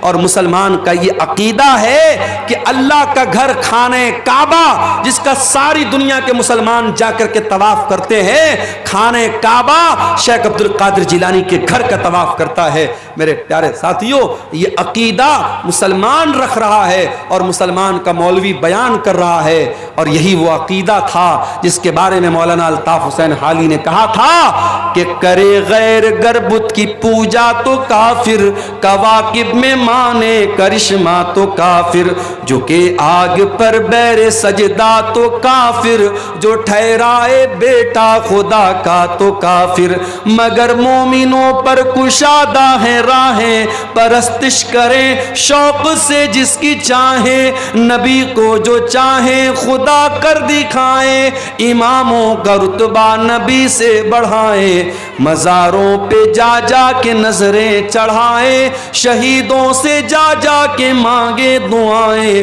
نہ توحید میں کچھ کمی اس سے آئے, نہ اسلام بگڑے نہ ایمان جائے. آج کہیں مسلمان محرم پر تعزیہ نکال رہا ہے، آج کہیں مسلمان 12 ربیع الاول کو ڈی جے بجا بجا کے جلوس نکال رہا ہے، کہیں پیڑ کے اوپر جا کر کے دھاگا باندھ کر کے اپنی بگڑی بنا رہا ہے، کہیں حاجی علی کی درگاہ پہ جا کے اپنا سر جھکا رہا ہے، کہیں اجمیر میں جا کے چادر چڑھا رہا ہے۔ او میرے پیارے بھائیوں، اپنے عقیدے کی، اپنی توحید کی حفاظت کرنا۔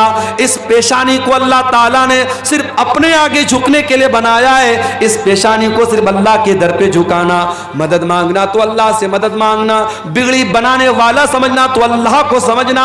میرے پیارے ساتھیوں، آج کسی گاؤں دیہات میں چلے جاؤ، نیپال بارڈر پر چلے جاؤ، موبائل آپ کے پاس موجود ہے لیکن نیٹ ورک کام نہیں کرتا ہے۔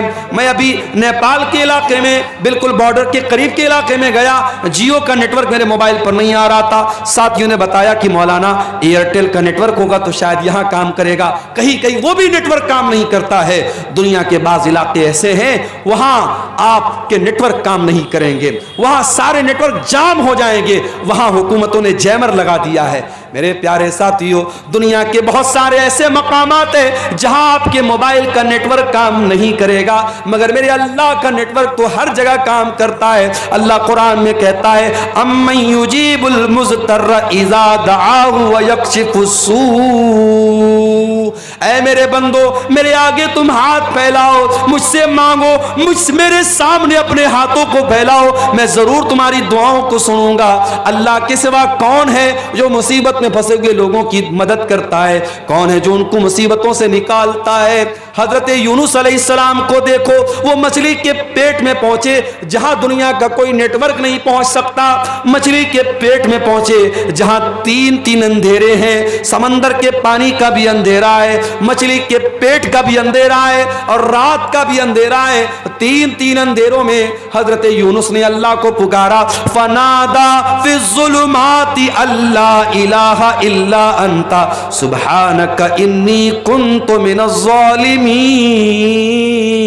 حضرت یونس علیہ السلام نے مچھلی کے پیٹ میں اللہ کو پکارا، کہا اے اللہ تیرے سوا میرا کوئی معبود نہیں ہے، کوئی مشکل کشا نہیں ہے، اے اللہ اس مچھلی کے پیٹ میں اگر میری فریاد کو سن سکتا ہے تو تو سن سکتا ہے۔ فنادا فی الظلمات، انہوں نے تین اندھیروں میں پکارا، لا الہ الا انت، اے اللہ تیرے سوا میرا کوئی معبود نہیں ہے، سبحانک تو پاک ہے، انی کنت من الظالمین، اے اللہ میں ظالم ہوں۔ قرآن کہتا ہے فاستجبنا له ونجيناه من الغم، ہم نے یونس کی دعا کو سن لیا اور ہم نے یونس کو غم سے نکال دیا۔ اور اے مومنوں، اگر تم بھی اللہ سے اسی اخلاص کے ساتھ، اسی توحید کے ساتھ دعا کرو گے، وَكَذَلِكَ نُنْجِي الْمُؤْمِنِينَ، ہم تمہاری دعا کو بھی سنیں گے۔ میرے پیارے ساتھیوں، اخلاص اپنے اندر پیدا کرو، توحید اپنے اندر پیدا کرو۔ آج مسلمان اس توحید سے دور ہے، آج بزرگوں کی قبروں پر مسلمان سر جھکا رہا ہے، آج مزاروں اور قبروں پر عورتیں جا کر کے اپنے ایمان اور اپنی عصمت کا سودا کر رہی ہیں۔ او میری پیاری ماں بہنوں، ہمیشہ اپنی توحید کی حفاظت کرنا، مر جانا، کٹ جانا، جل جانا، اپنی توحید سے کبھی کوئی سمجھوتا نہ کرنا، اللہ کے سوا کسی اور کے آگے کبھی ہاتھ نہ پھیلانا، اللہ کے سوا کسی اور کی بڑائی کبھی نہ بیان کرنا، اپنے ایمان اور توحید پر قائم رہنا، اس کے بغیر آپ سماج کی اصلاح نہیں کر سکتے۔ اور آگے بڑھیے، سماج کی اصلاح کرنا ہے ہمیں، اور آپ کو ایک کام اور بھی کرنا پڑے گا۔ مسلمان نوجوان آج پیسہ کمانے کی اندھی دوڑ میں بھاگ رہا ہے، کوئی جوا کے ذریعے پیسہ کما رہا ہے، کوئی سٹے بازی کے ذریعے پیسہ کما رہا ہے، کوئی بیاج کے ذریعے پیسہ کما رہا ہے۔ اسی بہار کے بعض علاقوں میں مجھے لوگوں نے بتایا کہ جن مسلمانوں کے پاس ڈھیر سارا پیسہ ہے وہ اپنے ہی مسلمان بھائی کو بیاج پر قرضہ دے رہے ہیں۔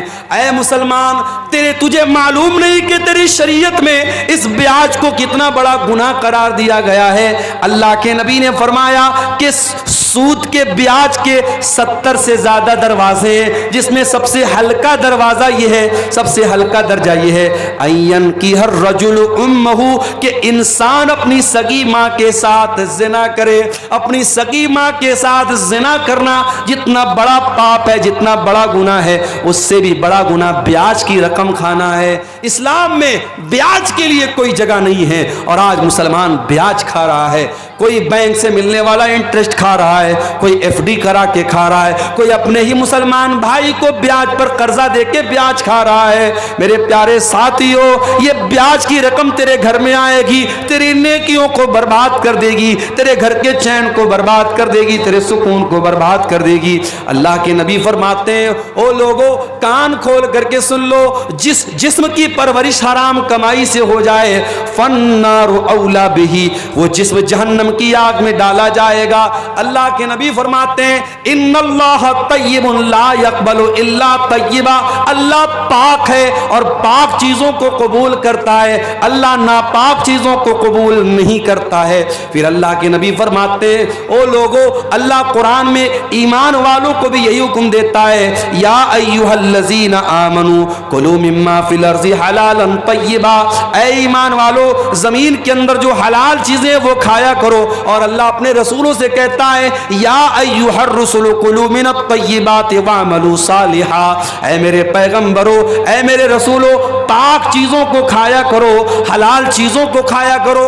رسولوں کو بھی اللہ نے حلال کھانے کا حکم دیا اور ایمان والوں کو بھی اللہ نے حلال کھانے کا حکم دیا۔ اور آگے اللہ کے نبی فرماتے ایک آدمی بہت لمبا سفر کر کے آتا ہے، اس کے بال میلے کچیلے ہو جاتے ہیں، اس کے کپڑے گندے ہو جاتے ہیں، اور وہ ہاتھوں کو اٹھا اٹھا کے دعا کرتا ہے اور کہتا ہے کہ اے میرے رب، اے میرے رب، لیکن اس کا کھانا حرام کمائی کا، اس کا پانی حرام کمائی کا، اس کا لباس حرام کمائی کا، اس کی پرورش حرام کمائی کی۔ فَأَنَّا يُسْتَجَابُ لِذَلِكَ، اللہ کے نبی فرماتے ہیں اس انسان کی دعا کہاں سے قبول ہوگی؟ او میرے پیارے ساتھیو، آج ہر جلسے میں دعا ہو رہی ہے، ہر پروگرام میں دعا ہو رہی ہے، پھر بھی ظالم کے ظلم نہیں رک رہا ہے، پھر بھی ہماری جان و مال پر حملے ہو رہے ہیں، ہماری مسجدوں پر حملے ہو رہے ہیں۔ کہیں ایسا تو نہیں کہ ہماری حرام خوری کی وجہ سے ہماری دعائیں قبول نہیں ہو رہی ہیں؟ او لوگو، اپنی کمائیوں کو حلال کر لو، جب تک کمائی حلال نہ ہوگی تب تک اللہ تعالیٰ دعاؤں کو قبول نہیں کرے گا۔ سود کھا رہا ہے مسلمان، بیاج کھا رہا ہے مسلمان۔ ہمارے کتنے نوجوان ہیں جو آن لائن جوا کھیل رہے ہیں، سٹے بازی کر رہے ہیں، کوئی کرکٹ کے میچ پر سٹا لگا رہا ہے، کوئی ایویٹر گیم میں پیسے لگا رہا ہے، کوئی شیئر مارکیٹ میں جو حرام شکلیں ہیں ان میں پیسہ لگا کے پیسہ کمانا چاہتا ہے۔ وہ لوگوں، حلال طریقے سے کروڑوں کما لو، حرام طریقے سے 10 روپیہ بھی نہ کمانا، حرام کمائی آپ کی نیکیوں کو برباد کر دے گی۔ اور آگے بڑھیے، سماج کی اصلاح اگر کرنی ہے، اپنی عورتوں کی بھی اصلاح کرنا بہت ضروری ہے۔ وہ میری پیاری ماں بہنوں، جس اسلام کے اندر آپ کو یہ حکم دیا گیا وَقَرْنَ فِي بُيُوتِكُنَّ، اے عورتوں تم اپنے گھر میں عزت کے ساتھ رہا کرو، وَلَا تَبَرَّجْنَ تَبَرُّجَ الْجَاهِلِيَّةِ الْأُولَى، اور جب تم گھر سے نکلا کرو تو بن سنور کر کے نہ نکلا کرو۔ او میری پیاری ماں بہنوں، آپ نماز پڑھنے کے لیے گھر سے نکلیں، آپ جمعہ کی نماز پڑھنے کے لیے گھر سے نکلیں، آپ تراویح کی نماز پڑھنے کے لیے گھر سے نکلیں۔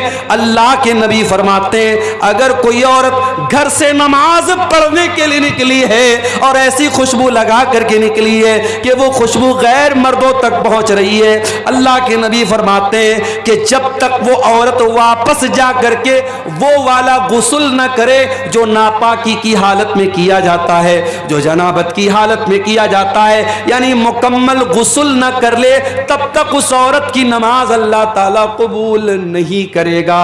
میری پیاری ماں بہنوں، جو اسلام آپ کو نماز پڑھنے کے لیے خوشبو لگا کر آنے کی اجازت نہیں دیتا، وہ کسی میلے ٹھیلے میں جانے کے لیے، کسی بازار میں جانے کے لیے، کسی جگہ گھومنے پھرنے کے لیے اپنے آپ کو سجا سنوار کر کے، اور آج جب سے کورونا کا دور آیا ہم نے اسی کٹیہار اور سیمانچل اور ارریہ کے علاقے میں دیکھا کہ پہلے جو لڑکیاں پورا نقاب لگایا کرتی تھی، جو پہلے لڑکیاں پورا حجاب لگایا کرتی تھی، اب حجاب کو تو چھوڑ دیا گیا، اب بہت کرتی ہیں تو کیا کرتی ہیں، کپڑا تو وہی نارمل پہنے ہوئے ہیں، وہی نارمل کپڑا پہنے ہوئے ہیں، بس چہرے کے اوپر ایک ماسک لگا لیا اور ماسک کو سمجھ لیا کہ یہ پردے کا الٹرنیٹ ہو گیا۔ میری پیاری ماں بہنوں، یہ ماسک لگا کر کے آپ نے اپنے پردے کا जनाजा तो खुद निकाल दिया है।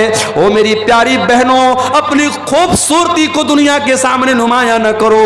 तुम्हें अल्लाह ताला ने पर्दे में रहने का हुक्म दिया है। अल्लाह कहता है, ऐ नबी अपनी बेटियों से कह दो, ऐ नबी अपनी बीवियों से कह दो, ऐ नबी तमाम मुसलमान औरतों से कह दो कि जब वो अपने घर से निकला करे, युदनीना अलैहिन्ना मिन जलाबीबिहिन्ना, वो अपने ऊपर चादर डाल लिया करें, वो अपने ऊपर पल्लू डाल लिया करें, वो अपने ऊपर नकाब डाल लिया करें। ज़ालिक अदना अन युरफ़ना फला युज़ैन, ये ज्यादा बेहतर है कि उससे उनको पहचान लिया जाएगा। अच्छा, आज क्या होता है, मदरसे में पढ़ने वाली लड़की है तो वो नकाब में रहेगी, स्कूल में पढ़ने वाली लड़की है तो वो क्या करेगी, मास्क लगा के घूमेगी या मास्क भी नहीं लगाएगी। यानी लड़की का कपड़ा बता रही है मदरसे वाली लड़की है या स्कूल वाली लड़की है। मेरी प्यारी माँ और बहनों, आपकी बेटी कॉलेज में पढ़े, इस्लाम को कोई आपत्ति नहीं है। आपकी लड़की स्कूल में पढ़े, इस्लाम को कोई एतराज नहीं है। आपकी लड़की डॉक्टर बने, अल्लाह और उसके रसूल ने मना न किया है। मगर मेरी प्यारी बहनों, आप कहीं भी जाओ अपनी पहचान को न मिटाना। और मैं ऐसी भी अपनी बहनों को जानता हूं, कॉलेज वो जा रही हैं, सर से पैर तक नकाब में जा रही हैं, अपनी क्लास में अपने टीचर के सामने भी वो नकाब में रहती हैं। मैं ऐसी मुसलमान लड़कियों को भी जानता हूं, उनके कॉलेज में जब डिग्री दी गई, जब गोल्ड मेडल दिया गया और गोल्ड मेडल देने के टाइम उनसे कहा गया कि जब तक आप अपने चेहरे का नकाब नहीं उतारेंगी हम आपको गोल्ड मेडल नहीं देंगे। उस मुसलमान लड़की ने गोल्ड मेडल लेने से इनकार कर दिया, उस लड़की ने डिग्री लेने से इनकार कर दिया, मगर अपने चेहरे को दुनिया के सामने नकाब को खोलना गवारा न किया। ओ मेरी प्यारी बहनों, ऐसी दीनदार बहनों की आज जरूरत है। एक बात बोलूं, सोशल मीडिया पर नकाब का बहुत मजाक उड़ाया जाता है। कभी जाके देखिएगा, नकाब के बारे में बड़े गंदे गंदे कमेंट्स होते हैं सोशल मीडिया पर। जो इस्लाम के दुश्मन हैं वो नकाब का बहुत मजाक उड़ाते हैं। इसलिए मेरी प्यारी बहनों, आपसे एक अनुरोध करना चाहता हूं, एक रिक्वेस्ट करना चाहता हूं, जब नकाब पहन करके कटिहार जाओ, अररिया जाओ, किशनगंज जाओ, बहादुरगंज जाओ, किसी एयरपोर्ट पर जाओ, स्टेशन पर जाओ, कहीं पर भी जाओ, ऐ मेरी बहनों, ये नकाब सिर्फ एक कपड़े का टुकड़ा नहीं है। याद रखना, ये नकाब इस्लाम की पहचान है, ये तुम्हारे कल्चर की पहचान है, तुम्हारे संस्कृति का एक हिस्सा है।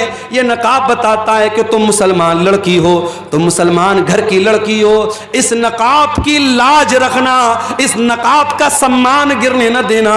ऐ मेरी बहनों, नकाब में रह कर के कोई ऐसा काम न करना जो तुम्हें शोभा न देता हो। ये नकाब बताता है तुम इज्जतदार घराने की हो, कोई ऐसा काम न करना। देखिए, जब हम ब्लैक कपड़ा पहनते हैं, ब्लैक कपड़े पर कहीं कोई दाग लग गया मालूम नहीं होता है, लेकिन जब व्हाइट कपड़ा पहनते हैं, व्हाइट पर हल्का सा धब्बा भी लगेगा, दूर से नजर आएगा, अब्दुल गफ्फार साहब आपके कुर्ते पर दाग लगा हुआ है। एक हल्का सा धब्बा भी व्हाइट कपड़े पर पहचान लिया जाता है। जो औरत नकाब नहीं पहनती है, जो पर्दा नहीं करती है, वो क्या पहन रही है, कहां जा रही है, दुनिया नोटिस नहीं करेगी। मगर जब नकाब वाली औरत घर से निकलेगी, वो क्या कर रही है, किससे मिल रही है, कहां जा रही है। मेरे प्यारे साथियों, आज बड़े बड़े शहरों में, दिल्ली और मुंबई में बाकायदा ऐसे पार्क हैं, ऐसी जगह हैं जहां लड़के लड़कियां आपस में मिलकर के गुलछर्रे उड़ाते हैं। और मुझे बताने वालों ने बताया कि उन जगहों पर कितनी बुर्का वाली लड़कियां हैं जो अपने बॉयफ्रेंड से जाकर के मिलती हैं, अपने आशिकों से जाकर के मिलती हैं, और नकाब में है, पर्दे में है, और उनका जो आशिक है उसके हाथ का कलावा बता रहा है, उसके हाथ की अंगूठी बता रही है वो लड़का मुसलमान नहीं है, वो लड़का गैर मुस्लिम है, वो लड़का मुशरिक है, वो लड़का काफिर है। और ये मुसलमान बुर्का पहन करके उस गैर मुस्लिम लड़के के साथ जाकर के जिना कर रही है, उसके साथ बदकारी कर रही है। मेरे प्यारे भाइयों, मैं कहता हूं उन लड़कियों के माँ बाप कहां मर गए, उनके गार्जियन कहां मर गए, या तो वो इतने अंधे हो चुके हैं उनको खबर भी नहीं कि हमारे घर की बेटी कहां जा रही है, یا وہ اتنے بھولے بھالے بن چکے ہیں کہ اپنی بیٹی کو انہوں نے کھلی چھوٹ دے رکھی ہے۔ میرے پیارے ساتھیوں، آپ کی بھی ذمہ داری ہے، اگر آپ بیٹی کے باپ ہیں، آپ بیٹی کے گارجین ہیں، یہ بہت بڑی ذمہ داری آپ کے کندھے پر ہے۔ اللہ قیامت کے دن پوچھے گا، اس قدر برائی کا دور تھا، لڑکے لڑکیاں اتنا زنا کر رہے تھے اور تیرے گھر میں جوان بیٹیاں تھی، تو نے اپنے بیٹیوں کی دیکھ ریکھ کیوں نہ کی؟ تو نے اپنی بیٹیوں کی صحیح تربیت کیوں نہ کی؟ او میرے پیارے بھائیوں، بچپن سے اپنی بچیوں کو اتنی اچھی تربیت دو، اتنا نیک بناؤ، اتنا دیندار بناؤ کہ کل جب تمہاری بیٹیاں جوان ہو جائیں اور غلط کوئی کام کرنے کے لیے ان کو اکسائیں تو ان کے دل میں یہ خیال آئے کہ نہیں نہیں، میرے باپ نے جو تربیت کی ہے وہ تربیت مجھے غلط قدم اٹھانے نہیں دے گی۔ اور یاد رکھیے، جب بھی کوئی لڑکی بگڑتی ہے، جب بھی کوئی لڑکی غلط راستے پر جاتی ہے، تجربے کی بات آپ کو بتا رہا ہوں، ایکسپیرینس کی اور انوبھو کی بات آپ کو بتا رہا ہوں، لڑکیوں کے بگڑنے میں 3 لوگوں کا بہت بڑا ہاتھ ہوتا ہے۔ لڑکی اگر بگڑ رہی ہے، غلط راستے پہ جا رہی ہے، 3 لوگوں کا بہت بڑا ہاتھ ہے۔ کون 3 لوگ؟ جب حضرت مریم کو بچہ ہوا، عیسیٰ علیہ السلام پیدا ہوئے اور مریم اپنے بچے کو لے کر کے قوم کے پاس پہنچی ہے، تو قوم کے لوگوں نے کیا کہا تھا؟ یا اخت ہارون ما کان ابوک امرأ سوء وما کانت امک بغیہ، اے ہارون کی بہن، مریم کے کوئی بھائی تھے جن کا نام ہارون تھا، وہ بھی بہت نیک انسان تھے، اے ہارون کی بہن، نہ تو تیرا باپ برا انسان تھا، نہ تیری ماں بد چلن تھی، اے مریم تو یہ پاپ کہاں سے لے کے آ گئی؟ علماء نے لکھا ہے، پتہ یہ چلا کہ اگر لڑکی کا بھائی اچھا ہو، لڑکی کی ماں اچھی ہو اور لڑکی کا باپ اچھا ہو تو لڑکی کے بگڑنے کے چانسز بہت کم ہوتے ہیں۔ اگر لڑکیاں بہک رہی ہیں، اس کا مطلب یہ ہوا کہ بھائی گڑبڑ ہے یا ماں گڑبڑ ہے یا باپ گڑبڑ ہے۔ یہ 3 رشتے بہت اہمیت رکھتے ہیں۔ جس گھر میں لڑکوں کے تعلقات لڑکیوں کے ساتھ ہوں اور جس گھر میں بہن یہ دیکھتی ہو میرا بھائی راتوں میں لڑکیوں سے بات کرتا ہے اور لڑکیوں کے ساتھ گھومتا پھرتا ہے، اس گھر کی لڑکیاں بھی وہ کام کرنے میں ہچکیں گی نہیں میرے پیارے ساتھیوں۔ اس لیے لڑکیوں پر چوڑی ٹائٹ کرنے سے پہلے اپنے گھر کے لڑکوں پر بھی چوڑی ٹائٹ کرو اور ان کی بھی نگرانی کرو اور ان کو بھی غلط کام سے روکو۔ اور یاد رکھو، زناکاری وہ راستہ ہے جس پر سے چل کے دوسرے لوگ ہمارے گھر تک آ سکتے ہیں۔ اللہ نے اسی لیے زناکاری کو راستہ قرار دیا ہے۔ اللہ نے فرمایا وَلَا تَقْرَبُوا الزِّنَا، اے ایمان والو تم زنا کے قریب بھی نہ جانا، اِنَّهُ كَانَ فَاحِشَةً، یہ بہت گندا کام ہے، وَسَاءَ سَبِيلًا، اور یہ بہت برا راستہ ہے۔ اسی راستے پر چل کر کے کوئی تمہارے گھر کی دہلیز تک بھی آئے گا، کوئی تمہارے گھر کی بہو بیٹی تک بھی آئے گا۔ اس لیے زناکاری سے اپنے گھر کو بچاؤ۔ تو نوجوانوں اور عورتوں سے میں کہنا چاہوں گا کہ سماج کے بگڑنے اور بنانے میں آپ کا بہت بڑا کردار ہے۔ اس کردار کو میری بہنوں، میرے بھائیوں، ہمیں اور آپ کو سمجھنے کی ضرورت ہے۔ اب ایک آخری چیز بیان کر کے ہم بات ختم کریں گے۔ سردیوں کا موسم ہے، بہت دیر تک آپ کو بٹھانا مناسب نہیں ہے۔ سماج کی اصلاح اگر ہمیں اور آپ کو کرنی ہے میرے پیارے ساتھیوں، ایک کام ہم کو اور کرنا پڑے گا۔ آپ جانتے ہیں اسی بہار میں اسکولوں اور مدرسوں میں مجھے بھائیوں نے بتایا کہ بڑی سختی ہو گئی ہے۔ پہلے ٹیچر آتے تھے، کتنے بجے آئے کتنے بجے گئے کوئی خبر نہیں ہوتی تھی، اب ایپ آ گیا۔ اب باقاعدہ ایپ پر ٹیچر اسکول میں آیا اس کو حاضری لگانا ہے، اسکول سے نکلا اس کو حاضری لگانا ہے۔ اگر ٹیچر اسکول کے باہر کہیں دوسری جگہ سے حاضری لگائے گا، ایپ بتا دے گا کہ ٹیچر صاحب اسکول میں نہیں ہیں۔ اب ظاہر ہے کہ سختی بڑھ گئی۔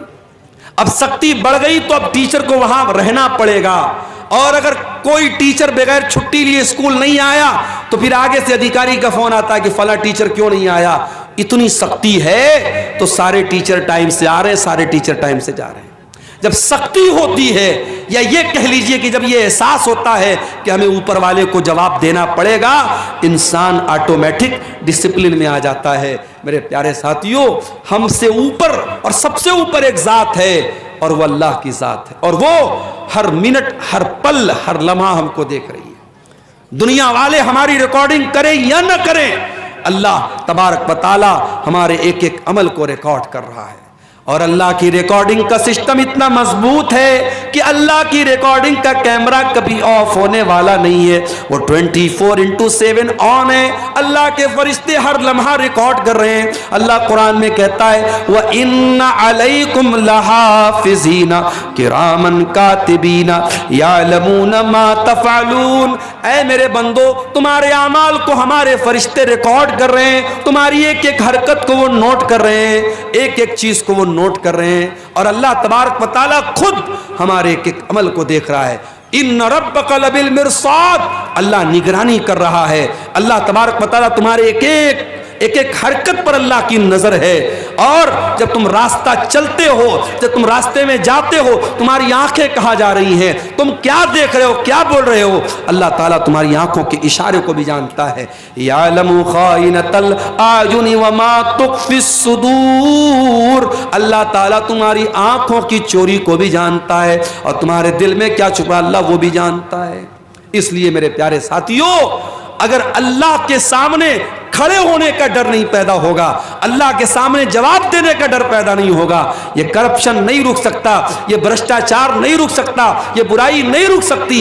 آج بہار میں BPSC کی پریچھا ہوئی اور اس کے بعد پیپر لیک ہونے کی خبر آئی، آج پٹنہ میں تمام اسٹوڈنٹ دھرنے پر بیٹھے ہوئے۔ کیوں یہ ہو رہا ہے؟ یہ بار بار پریچھائیں کیوں لیک ہو رہی ہیں؟ یہ بھرشٹاچار کیوں ہو رہا ہے؟ کیونکہ 4 پیسوں کے لیے آج انسان لالچ میں پڑ جاتا ہے، اور یہ نہیں سوچتا ہے کہ میرے اس بھرشٹاچار سے لاکھوں اسٹوڈنٹس کا اور لاکھوں لوگوں کے مستقبل کا جو ہے اس کے اوپر سوالیہ نشان لگ سکتا ہے۔ میرے پیارے ساتھیوں، اگر بھرشٹاچار کو روکنا ہے، اگر کرپشن کو روکنا ہے، اگر چوری کو روکنا ہے، اگر گنڈا گردی کو روکنا ہے، اگر حرام خوری کو روکنا ہے، تو ہمیں اور آپ کو اپنے دل میں آخرت کا ڈر اور اللہ کے سامنے جواب دہی کا ڈر ہمیں اپنے اندر پیدا کرنے کی ضرورت ہے۔ میرے پیارے ساتھیوں، یہ پروگرام اس علاقے کے ایک مدرسے کا پروگرام ہو رہا ہے۔ میں آپ سے یہ بھی اپیل کروں گا کہ اس طریقے کے پروگرام جب ہوتے ہیں اور آپ سے بار بار یہ اپیل کی جاتی ہے کہ آپ اس ادارے کو چندہ دیں، دان دیں، تعاون کریں، تو آپ یہ مت سمجھیے کہ ہماری جیب ڈھیلی کرنے کے لیے یہ کہا جا رہا ہے، بلکہ یہ بھی آپ کو ایک طریقے سے موقع دیا جا رہا ہے کہ آؤ اپنے نام اعمال میں کچھ نیکیوں کو بڑھا لو، اپنی آخرت کی کچھ تیاری کر لو، اپنے آپ کو جہنم کی آگ سے بچا لو۔ اللہ کے نبی فرماتے ہیں اتقوا النار ولو بشق تمرہ، جہنم کی آگ سے اپنے آپ کو بچاؤ، اللہ کی راہ میں ایک کھجور کا ٹکڑا دے کر کے بھی اگر تم جہنم کی آگ سے اپنے آپ کو بچا سکتے ہو تو بچا لو۔ میرے پیارے ساتھیوں، اس طریقے کے پروگرام جہاں اداروں کے تعاون کے لیے آپ کو بلایا جائے، آپ اس کو ایک فارمیلٹی کا حصہ نہ سمجھیں، ایک اوپچارکتا نہ سمجھیں، بلکہ آپ یہ سمجھیں کہ ہماری آخرت کو بنانے کے لیے یہ پروگرام کیا جا رہا ہے۔ اور میرے پیارے ساتھیوں، آخر میں میں یہی کہوں گا کہ ہم سب جب تک اپنے اندر آخرت کا ڈر پیدا نہیں کریں گے، اللہ کے سامنے جواب دہی کا احساس ہم پیدا نہیں کریں گے، حالات نہیں بدل سکتے ہیں، سماج نہیں سدھر سکتا ہے۔ اللہ تعالی ہم سب کو اس کی توفیق عطا فرمائے۔ یہ 1-2 سوالات آئے ہیں، ان کا جواب دے کے ہم بات ختم کرتے ہیں۔ قبرستان کی زمین میں جنازے کی نماز ہوگی یا نہیں؟ اگر وہ جگہ قبرستان کے لیے خاص ہے، اگر وہ جگہ قبرستان کے لیے خاص ہے، لیکن جہاں پہ آپ نماز پڑھ رہے وہاں پہ کوئی قبر نہیں ہے، تب تو نماز ہو جائے گی۔ لیکن اگر جہاں پہ آپ جنازے کی نماز پڑھ رہے وہاں پر قبریں ہیں، قبروں کے بیچ میں آپ جنازے کی نماز پڑھ رہے یا قبر کے اوپر کھڑے ہو کے پڑھ رہے ہیں، تو یہ پھر مناسب نہیں ہے، اس لیے کہ قبر کے اوپر کھڑے ہو کر کے نماز پڑھنے سے یا قبرستان پر نماز پڑھنے سے اللہ کے رسول صلی اللہ علیہ وسلم نے منع کیا ہے۔ اللہ کے نبی مرد اور عورت کی جنازے کی نماز الگ الگ جگہ پڑھاتے تھے یا نہیں؟ ایسی کوئی دلیل نہیں ہے، ایسی کوئی دلیل نہیں ہے کہ مرد کے جنازے کی نماز الگ جگہ پڑھاتے تھے، عورت کے جنازے کی نماز الگ جگہ پڑھاتے تھے۔ ہاں، جب جنازہ آتا تھا، اگر مرد کا جنازہ ہوتا تھا تو اللہ کے نبی سر کے پاس کھڑے ہوتے تھے، اگر عورت کا جنازہ ہوتا تھا تو بیچ میں اس کی کمر کے پاس کھڑے ہوتے تھے۔ مرد اور عورت کے جنازے میں نبی کے کھڑے ہونے کا طریقہ الگ تھا، لیکن جنازہ کی نماز پڑھانے کی جو جگہ تھی وہ ایک ہی تھی، الگ الگ ہونے کی میرے علم میں کوئی دلیل نہیں ہے۔ دوسروں کی زمین میں نماز پڑھنا بنا پوچھے کیسا ہے؟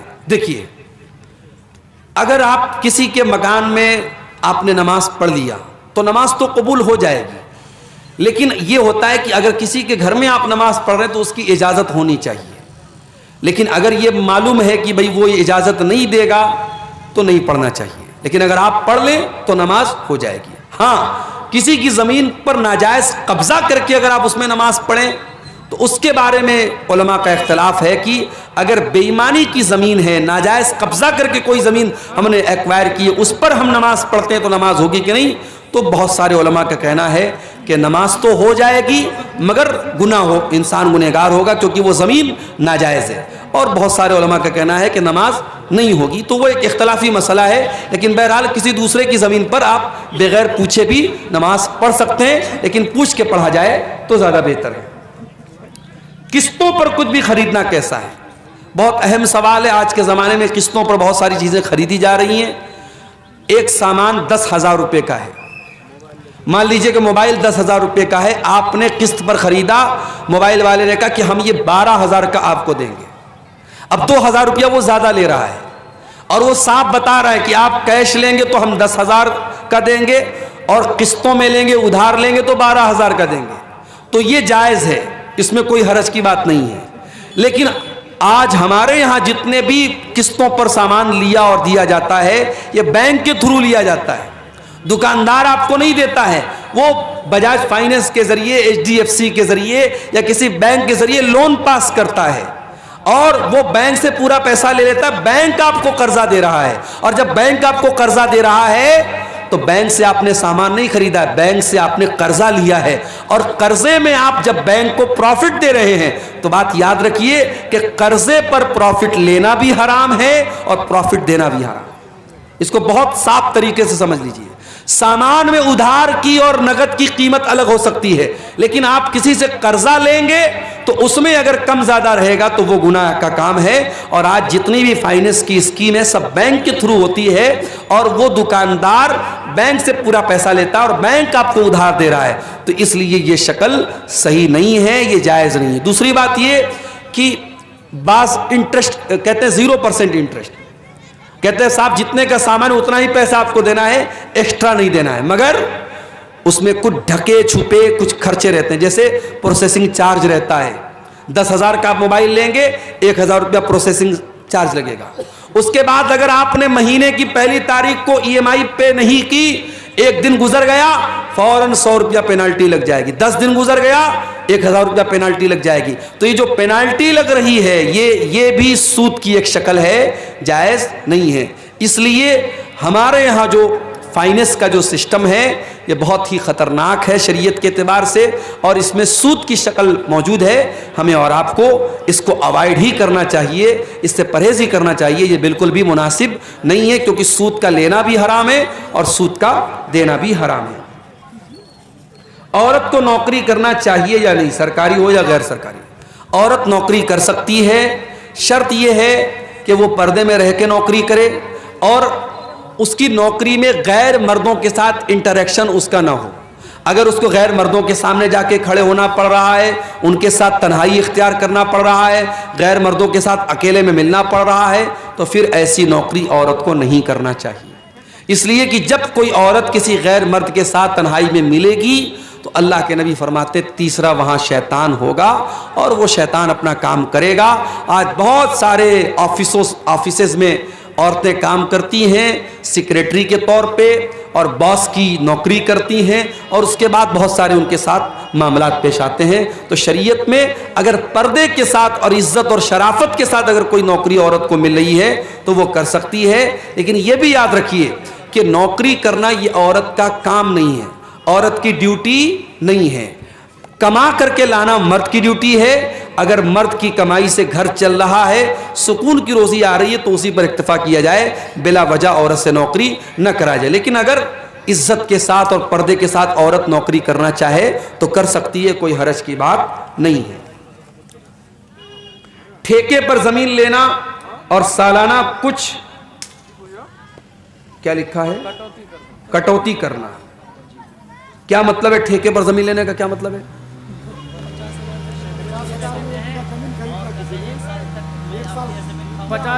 زمین 50,000 میں لے لی۔ نہیں، یہ غلط شکل ہے نا۔ دیکھیے سیدھی سی بات ہے، آپ کی زمین ہے, میں پیسہ دے کر کے زمین لے رہا ہوں, تب تو ٹھیک ہے. اب میں نے آپ کو پیسہ دیا اور آپ نے مجھے زمین دیا, اب 1 سال تک میں آپ کی زمین سے فائدہ اٹھاؤں اور آپ میرے پیسے سے فائدہ اٹھائیں, تو یہ شکل بھی سود کی شکل ہے.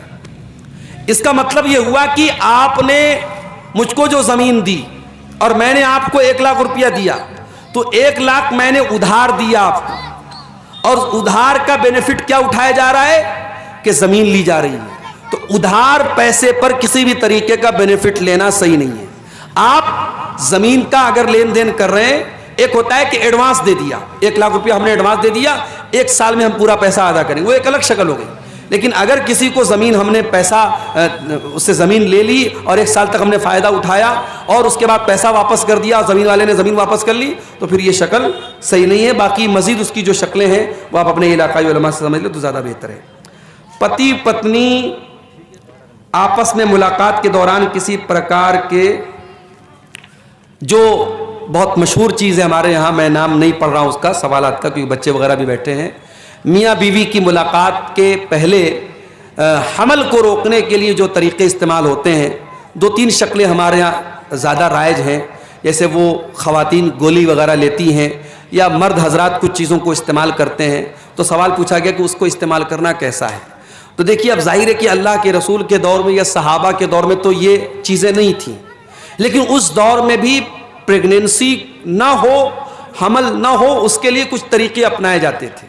ایک طریقہ تھا عزل کا طریقہ. تو عزل کا جو طریقہ تھا اس میں یہ تھا کہ مرد جو ہوتا تھا وہ یعنی یہ نوبت ہی نہ پیدا ہو کہ پریگننسی کا کوئی معاملہ پیش آئے, وہ ایسا طریقہ اپناتا تھا. تو اللہ کے نبی صلی اللہ علیہ وسلم نے اس کو حرام قرار, آپ نے کہا بچو تو بہتر ہے, لیکن آپ نے حرام قرار نہیں دیا. تو اسی لیے علماء کا یہ کہنا ہے کہ اگر اس طریقے کی احتیاطی تدابیر اگر استعمال کی جائیں, اور وہ بھی اس وجہ سے کہ بھی بچہ چھوٹا ہے, اگلا بچہ اگر پیدا ہوگا تو اس بچے کے دودھ وغیرہ پینے پر یا اس کی پرورش پر مسئلہ آئے گا, تو اس سوچ کے ساتھ اگر وہ ان چیزوں کو استعمال کرتا ہے تو اس کی گنجائش بنتی ہے. لیکن ہاں, صرف اس ڈر سے کہ پیدا ہو جائے گا تو ہم کہاں سے کھلائیں گے, یا کوئی ایسا طریقہ اپنانا کہ پرماننٹ حمل نہ ہو, یا نسبندی کرا لینا, یا اس طریقے کا کوئی آپریشن کرا لینا کہ آئندہ اولاد نہ ہو بنا کسی مجبوری کے, تو یہ ٹھیک نہیں ہے, یہ مناسب نہیں ہے. یا اسی طریقے سے اگر حمل ٹھہر گیا, حمل کے ٹھہرنے کے بعد کوئی دوا کھلا کر کے حمل کو ضائع کرنا, یہ ساری شکلیں حرام ہیں. ان سب سے ہمیں پرہیز کرنا چاہیے اور بچنا چاہیے. جب علماء جہیز لیتے ہیں تو عام آدمی کو کیوں منع کرتے ہیں؟ بہت اچھا سوال ہے. علماء اگر جہیز لیتے ہیں تو کیا وہ عام آدمی کو منع نہیں کر سکتے؟ اگر عالم کا کام تقریر کرنا ہے, بیان کرنا ہے, اور جب وہ شادی کا مسئلہ بیان کرے گا تو کیا اس وجہ سے کہ اس نے کبھی جہیز لیا تھا کیا وہ اس کو جائز قرار دے دے؟ نہیں.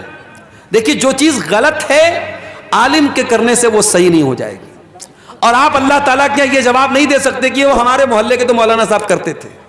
مولانا صاحب کے کوئی کام کرنے سے وہ کام صحیح نہیں ہو جائے گا. صحیح اور غلط کا معیار قرآن اور حدیث ہے, صحیح اور غلط کا معیار دلیل ہے. اگر دلیل کی روشنی میں جہیز لینا غلط ہے, جہیز کا لین دین غلط ہے تو غلط ہے.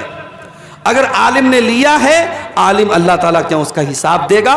اب سوال یہ کہ عالم کیوں منع کرتے ہیں, تو آپ کیا چاہتے ہیں کہ ایک تو اس نے لیا ہے, ایک غلط کام کیا, منع بھی نہ کرے, دوسرا غلط کام کرے, تو ڈبل غلط کام اس سے مت کروائیے. اگر کوئی لے رہا ہے, دے رہا ہے, تو وہ غلط ہے, اور اس کے لینے دینے کی وجہ سے وہ صحیح نہیں ہو جائے گا. مولانا صاحب, اگر ہم لڑکیاں رخصت کی حالت میں رہتے ہیں تو قرآن امپارا چھو کر پڑھ سکتے ہیں؟ تو نہیں, تو دوسری کتاب میں وہی صورت اور آیت رہتی تو اس کو کیوں چھوتے ہیں؟ دیکھیے, بہت اچھا سوال ہے کہ جب عورتیں پیریڈ میں ہوں, تو اب ایک سوال یہ ہے کہ پیریڈ کی حالت میں عورت قرآن کو چھو سکتی ہے یا نہیں.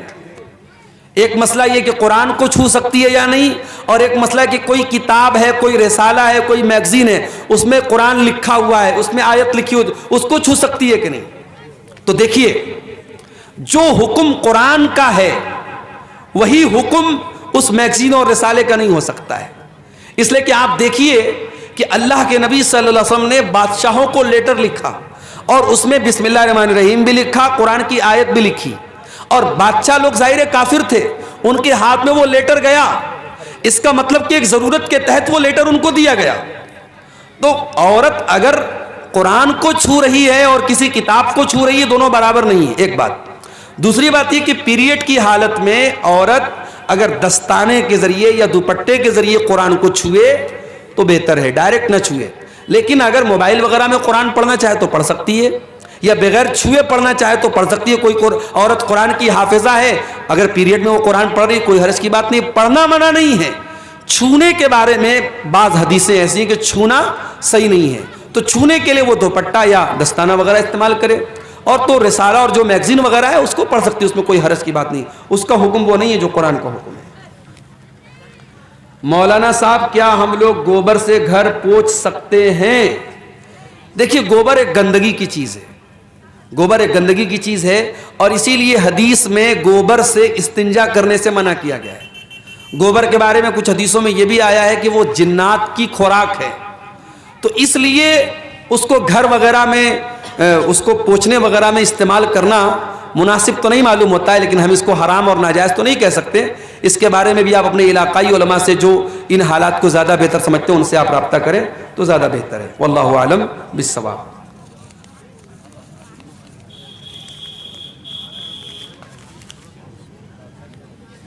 یہ کسی بھائی نے 2000 روپے کا چندہ پیش کیا ہے مدرسے کے لیے، اللہ تعالیٰ اس کے اس چندے کو قبول فرمائے، اور جو بھی ہمارے بھائیوں نے اس کار خیر میں حصہ لیا ہے اللہ سب کی نیکیوں کو قبول فرمائے. سوال ہے کہ میں نے اپنے اناج سے وصول نکالا ہے اناج کی جی وصول نکال کے میں نے بانٹ دیا.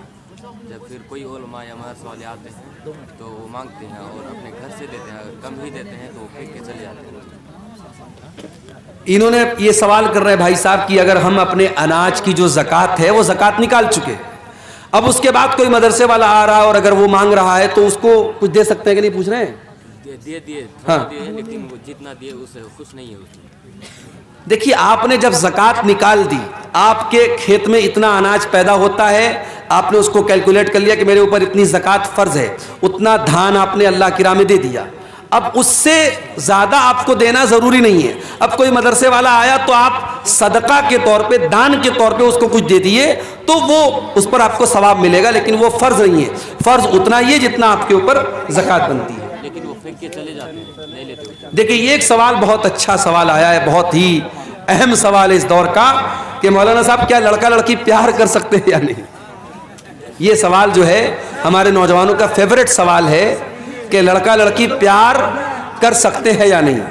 تو بھائی لڑکا لڑکی بالکل پیار کر سکتے ہیں، لائسنس حاصل کرنے کے بعد پیار کر سکتے ہیں، اور وہ لائسنس ہے نکاح کا. نکاح کے پہلے پیار اسلام میں نہیں ہے. ٹھیک ہے، اگر بائی چانس اگر کسی لڑکی کی ابھی ہمارے یہاں بے پردگی کا دور ہے، اسلام میں تو بے پردگی جائز نہیں ہے، تو اس بے پردگی کے دور میں کسی لڑکی پر نظر پڑ گئی اور اس لڑکی کی خوبصورتی پر کسی لڑکے کا دل آ گیا، تو اب وہ کیا کرے؟ ہمارے یہاں طریقہ کیا ہے؟ موبائل نمبر حاصل کرے، چیٹنگ کرے، باتیں کرے، یہی ہوتا ہے، ہو رہا ہے. اسلام کا طریقہ یہ ہے کہ اگر کسی لڑکی کے بارے میں آپ کو پتہ لگا کہ وہ لڑکی خوبصورت ہے یا اچھی ہے، دیندار ہے، تو آپ پراپر چینل اپنائیے، صحیح طریقہ اپنائیے. آپ لڑکی کے ماں باپ کے پاس نکاح کا پیغام بھیجیے.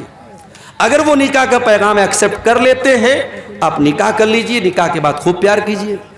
لیکن یہ جو ہو رہا ہے کہ صاحب کپڑا بدلنے کی طرح پیار ہو رہا ہے، صاحب صبح کو کسی اور کے ساتھ اور شام کو کسی اور کے ساتھ، آج بریک اپ ہوا کل پیچ اپ ہوا، یہ جو نئی جنریشن میں ہو رہا ہے یہ بالکل بے حیائی ہے اور یہ حرام کاری ہے. اللہ ہمارے نوجوانوں کی اس سے حفاظت کرے. نکاح کے بعد محبت جو ہے وہ اصل محبت ہے اور اس کی اسلام میں اجازت ہے. غیر مسلم کے تہوار میں چندہ دے سکتے ہیں کہ نہیں؟ غیر مسلم کے تہوار میں چندہ دے سکتے ہیں یا نہیں؟ دیکھیے غیر مسلموں کے جو بھی تہوار ہوتے ہیں ظاہر ہے کہ وہ شرک کا تہوار ہوتا ہے اور شرک کے تہوار میں ہمیں سپورٹ تو نہیں کرنا چاہیے.